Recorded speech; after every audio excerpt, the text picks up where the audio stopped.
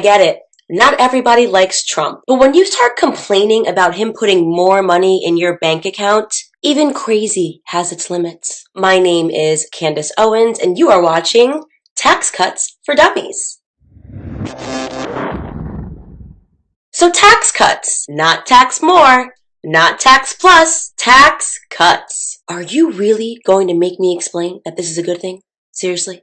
How is it possible that nearly all of America just received more money and liberals are still upset? How do you spin more money into a negative? Because Alyssa Milano and Chelsea Handler said it's only going to benefit the rich. Okay, if you're looking to D-list celebrities to explain tax legislation to you, you've got bigger issues than I can fry in this video. But Bernie Sanders says it's a disaster. Unfortunately, it might be time to put Grandpa up in a home. How many times has Bernie Sanders told you it was going to be the end of the world? He described Trump's election as an unprecedented disaster. Unprecedented. Really. So worse than, say, slavery, the Holocaust, genocides, world wars, famine, tsunamis. The results of a free and fair election are worse than all of that. Notice any changes to your internet as of late? Bernie described the end of net neutrality as an egregious attack on our democracy. Egregious attack. Leaving the Paris Agreement. Bernie described it as an international disgrace causing devastating harm. Devastating. Armageddon seems to be Bernie's thing. He's a drama queen.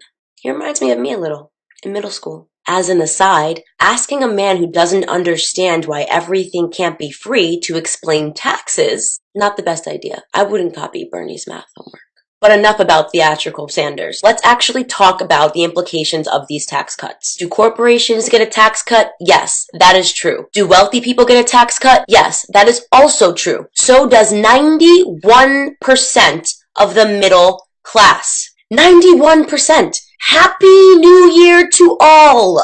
How can you make this a bad thing? It appears that after the initial freakout, some liberals are actually admitting that this will indeed be a beneficial thing for the middle class. But, and there's always a but, they are claiming that these cuts are not permanent. That's true.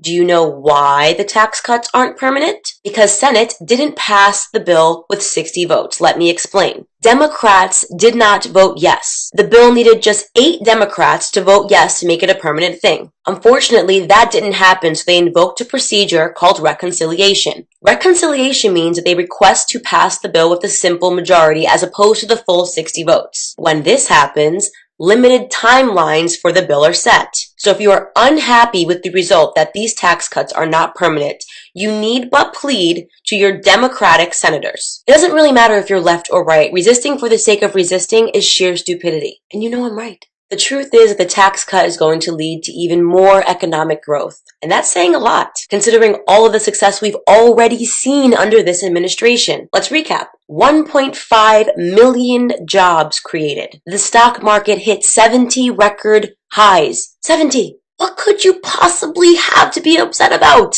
You're just being a party pooper at this point. Nobody likes a party pooper. Look, I will concede to the liberals on one point. Trump did lie. He said we were going to be sick of winning, and so far, I'm not sick of it. Thank you guys so much.